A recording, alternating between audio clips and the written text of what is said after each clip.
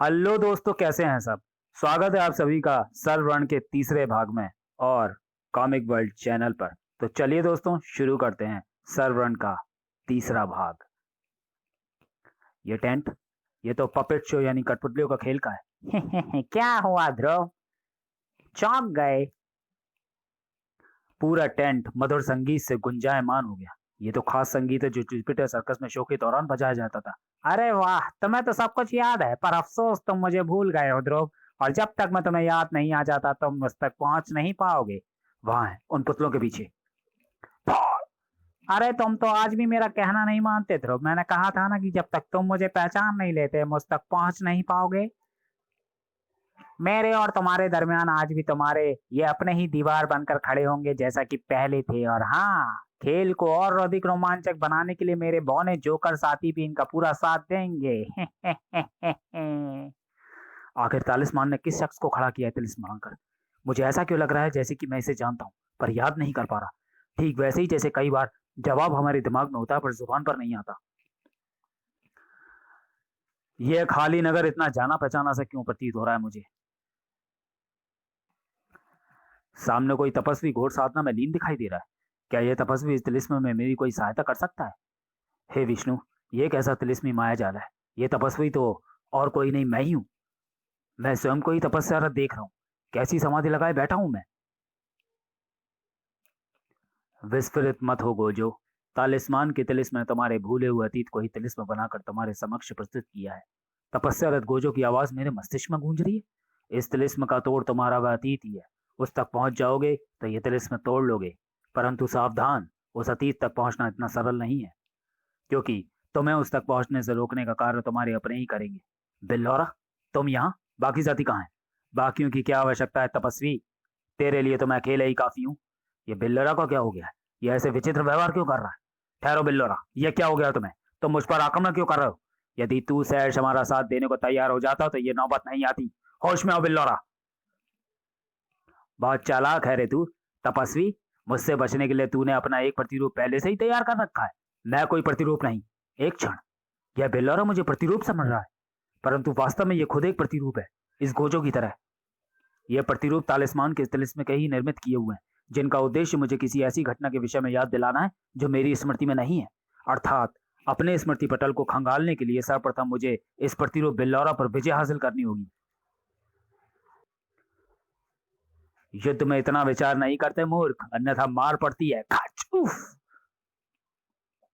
वाह, बड़ा गर्म और स्वादिष्ट है तेरा रक्त। अवश्य ही तेरा हृदय भी स्वादिष्ट होगा। बहुत भूख लगी है तुझे। तेरी शुदा मेरी यह मुष्टि प्रहार शांत करेगा। फटाक। आवेश में आकर किए गए प्रहार युद्ध नहीं कहलाते। युद्ध के लिए नीति चाहिए। अद्भुत युद्ध नीति है तेरी, पलायन करने की। लेकिन तेरी ये नीति तुझे बचा नहीं पाएगी। मेरी गति का मुकाबला तू नहीं कर सकता। ये ठीक कह रहा है। इसकी तीव्र गति और इसके बल का सामना मैं नहीं कर सकता। मुझे अतिशीघ्र उस विशेष स्थान तक पहुंचना होगा जो मैंने आते समय देखा था। बस यही तेरी दौड़ समाप्त होती है। अब मरते समय ना ये भागदौड़ काम आएगी, ना ही तेरी कोई युक्ति। बड़ा दिमाग से युद्ध लड़ने की बात कर रहा था, अब क्या हुआ? अब तो चूहे की तरह फंस गया तू। तेरे पीछे दीवार और सामने मृत्यु। अब बता, अब क्या करेगा? मृत्यु को दीवार से टकराने दूंगा। काक! पुरातन नगरी की यह जर्जर दीवार इस योग्य नहीं कि शक्तिशाली बिल्लौरा की टक्कर झेल सह सके।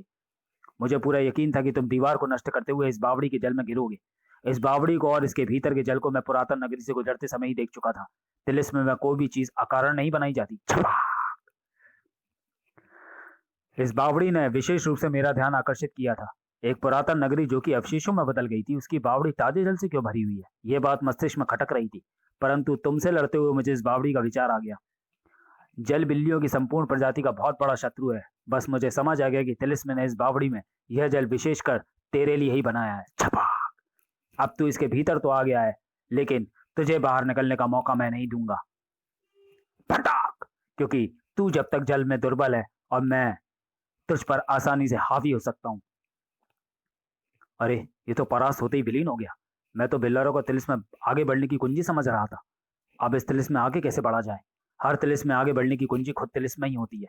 यानी इस पुरातन नगरी के अवशेष ही मेरे आगे बढ़ने की कुंजी हैं। परंतु इनका प्रयोग किस प्रकार करूं? ये लिपि, प्रत्येक नगर में उस नगर का इतिहास लिपि के रूप में उसकी दीवारों और उसके स्तंभों पर गढ़ा जाता है, ताकि आने वाली पीढ़ियां उस इतिहास के बारे में जान सकें। इस लिपि की सहायता से मैं इस नगरी के अस्तित्व को जान सकता हूँ और शायद उस रहस्य तक भी पहुंच सकता हूँ जो इस तिलिस्म का आधार है। ओह, ये नगरी तो मेरी अपेक्षा से भी कहीं अधिक पुरातन है। सतयुग में मानवों द्वारा बसाई गई प्रथम नगरी है ये। सतयुग में इस नगरी की स्थापना देवताओं द्वारा स्वर्ग की स्थापना और दैत्यों द्वारा दैत्यलोक प्रस्थान के पश्चात हुई थी। तब महर्षि कश्यप द्वारा मानवों और उनकी संतानों संतानों के धरती पर रहने का निर्णय लिया गया था। यह नगरी वास्तव में स्वर्ग और देवलोक के मध्य का वह स्थान है था जहाँ ना देवताओं का अधिकार था और न दैत्यों का। इस स्थान की सुरक्षा का दायित्व महर्षि गोजो पर था। महर्षि गोजो यानी मैंने सतयुग में एक महर्षि के रूप में जन्म लिया था। अब उस बरगद के नीचे अपने तपस्या और प्रतिरूप का औचित्य समझ आ रहा है। महर्षि गोजो महर्षि कश्यप के मानव पुत्र थे और संसार के सर्वश्रेष्ठ ज्ञानी पुरुष थे। मैं महर्षि कश्यप का पुत्र? इस अनुसार तो योद्धा मेरा भ्राता हुआ। बाप और भाई को तो याद कर चुका, अब अपने इष्ट देव को भी याद कर ले। अंततः उन्हीं के पास पहुंचने वाला है तू। बिल्लौरा के बाद अब जुडो का। हाँ, पर मुझ पर उस बिल्ली की तरह जल का कोई दुष्प्रभाव नहीं पड़ता। फटा। परंतु तुझ पर मेरे वारों का काफी दुष्प्रभाव पड़ने वाला है। ओह, ये तो अपने वारों से पुरातन नगरी के स्तंभों और अवशेषों को ध्वस्त कर रहा है। यदि ये ध्वस्त हो गए तो मैं कभी भी इस तिलिस्म में बाहर नहीं निकल पाऊंगा। फटाक। हाँ, यह आदम कठपुतलियां मुझे आगे नहीं बढ़ने दे रही। भले ही ये काट की कठपुतलियां सही, पर इन्हें मेरे प्रियजनों का रूप दिया गया है। मैं इन पर वार नहीं कर सकता। साए भौंक। ओह, ये बौने जोकर तो आग के गोले फेंक रहे थे, उनमें से एक कठपुतलियों को लग गया है। मुझे ये आग फौरन बुझानी होगी, वरना पलक झपकते ही सब कुछ राख हो जाएगा। सैंडबैग्स। पुराने समय में इन ढेरों छोटे सैंडबैग्स का प्रयोग सर्कस के टेंट्स को सिरों से दबाए रखने के लिए किया जाता था, ताकि तेज हवा में टेंट्स उड़ ना पाए। आज ये सैंडबैग्स आग बुझाने के काम आएंगे। शक फटाक सर। रेत ने कठपुतलियों के कलपुर्जों को जाम कर दिया है।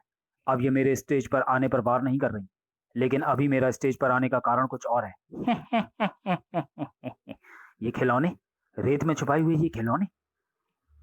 मुझे याद आ गया कि कुछ देर पहले मैंने रिंग में जो एक्ट किया था उसे मैंने कहाँ देखा था। वह था जुपिटर सर्कस का मशहूर एक्ट फ्लाइंग जोकर, जिसे सिर्फ और सिर्फ एक ही शख्स परफॉर्म कर सकता था। एक खास जोकर जो कि एक्ट की शुरुआत में रिंग के बीचों बीच खड़ा होता था और चारों ओर से बारूद भरी बॉल्स उसकी ओर आती थी। उन बॉल से टकराने से ठीक आधा सेकंड पहले जोकर 40 फीट ऊपर बंधे एक्रोबेट रोप्स तक पहुंच जाता था, जहां वह फ्लाइंग जोकर एक्रोबेट्स रोप्स पर अकेले रिंग स्विंग एक्ट करता था और नीचे से छुरेबाज रंडन उस पर खंजरों की बौछार करता था। और फिर एक्ट का क्लाइमैक्स जहां नीचे रिंग से फ्लाइंग जोकर पर कई सारी कैनन बॉल्स एक साथ चलाई जाती थी। दर्शक अपना दिल थाम लेते थे और ऊपर जोकर वे बॉल्स फटती थी और उनमें से पैराशूट बांधे जोकर निकलते थे। नन्हे ध्रुव का पसंदीदा खेल। छुरेबाज रंजन के बारे में जानने के लिए पढ़ें सुपर कमांडो ध्रुव का प्रथम कॉमिक्स प्रतिशोध की ज्वाला और बाल चरित श्रृंखला। जोकर चाचा, एक मिनट जोकर चाचा, क्या आप मुझे अपना फ्लाइंग जोकर एक्ट सिखाएंगे? पर तुम तो अभी बहुत नन्हे मुन्ने से हो प्यारे बच्चे, अभी तो तुम्हारे खिलौनों से खेलने के दिन है। ये मेरे लिए है। बिल्कुल, पर मैं इन्हें नहीं ले जा सकता, मम्मी डांटेंगी। तो फिर मम्मी को मत बताना, इन्हें किसी ऐसी जगह छुपा दो जहां इन्हें कोई ना ढूंढ पाए। अब यहाँ इन्हें कोई नहीं ढूंढ पाएगा। क्या कहता है शेरू? नन्हे ध्रुव को जैसे एक बेस्ट फ्रेंड मिल गया था, लेकिन हमें जो अच्छा लगता है वह हमारे लिए बहुत ही घातक सिद्ध हो सकता है। आप बहुत अच्छे हैं जोकर चाचा। मैं तो एक मस्खरा हूं, एक विदूषक। तृतीय अध्याय समाप्त। चतुर्थ अध्याय आरंभ। Deadliest heroes. इस तरह तबाह हो गया आदमखोरों का स्वर्ग और मेरा क्राइम फाइटिंग कैरियर शुरू हुआ। इंटरेस्टिंग। मैं लोमड़ी डोगा को खत्म करने के लिए बनी थी, लेकिन एक रहस्यमय खड़ूस की वजह से मेरा प्लान चौपट हो गया। काश कहीं मिल जाए तो। मैं यहाँ तुम लोगों को के क्राइम फाइटर बनने की कहानी सुनते हुए नहीं मरना चाहती। तुम लोगों की उत्पत्ति श्रृंखला खत्म हो गई हो तो यहाँ से निकलने का कोई प्लान सुनाओ। फिलहाल कोई प्लान नहीं है। हमारे पकड़े जाने की खबर वॉर तक पहुंची ही होगी, लेकिन अभी तक कोई बैकअप टीम नहीं आई है। तो इसका एक ही मतलब हो सकता है वॉर खुद भी बड़ी मुश्किल में है, यानी बैकअप आने का भी कोई चांस नहीं और हमारा जिंदा बम भी फिलहाल निष्क्रिय है। इन लोगों ने मुझे जो हेलमेट पहनाया है वह मेरी मानसिक तरंगों को बाधित कर रहा है। मैं मेंटल ब्लास्ट नहीं कर पा रही और हमें जकड़ने वाले बंधन धीरे धीरे हमारी मांसपेशियों को शिथिल कर रहे हैं। इन शॉर्ट, हम यहाँ बैठकर इंतजार करने के अलावा कुछ नहीं कर सकते जब तक या तो हमें बचाने के लिए कोई बैकअप यूनिट नहीं आती या फिर यह नई नवेली वैम्पायर डॉल अपनी फोर्स की तरह हमारे लिए भी सफेद और चिकनी खोपड़ियों की व्यवस्था नहीं कर देती। थैंक्स ब्लैक कैट, तुमने वाकई हम सबका मोरल बूस्ट कर दिया है। आई जस्ट होप कि तुम्हारी पहली बात ही सच हो।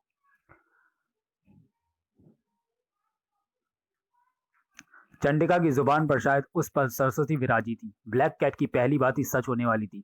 ला ला ला ला ला ला ला ला। क्या रिपोर्ट आई है थर्ड आई?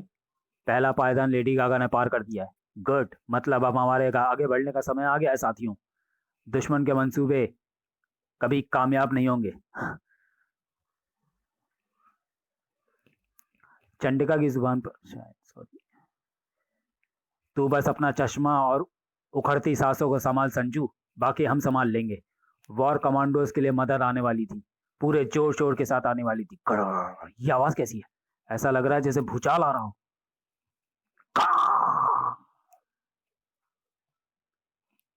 यह घुसपैठ अनदेखी नहीं गई थी। 10 डेडलीस्ट, डॉक्टर डेडली के बना हुए संसार के सबसे विध्वंसक हथियार। मुझे मैडम फॉक्स को इसकी जानकारी देनी होगी। यह तो अच्छा हुआ कि वॉर ने हर सेक्टर में यह वॉच टावर बनाए हुए हैं और हमने इस सेक्टर के और आसपास के 4 सेक्टर्स के वॉच टावर अपने कब्जे में कर लिए हैं। इनका कम्युनिकेशन सिस्टम भी हमने हैक कर लिया है। कुछ ही देर की बात और है, उसके बाद पूरा गर्भगृह हमारे ही कब्जे में होगा। मैडम फॉक्स, हमारे युद्ध बंधुकों को छुड़ाने की कोशिश की जा रही है, तो कोशिश नाकामयाब करो वेम्पायर डॉल। मेरा और अपना समय बर्बाद मत करो। यह कोशिश 10 डेडलिस्ट द्वारा की जा रही है। व्हाट? तो चलिए दोस्तों, वीडियो को यहीं समाप्त करते हैं और मिलते हैं सर्वरण के चौथे और अंतिम भाग में अगले वीडियो में। तब तक के लिए धन्यवाद।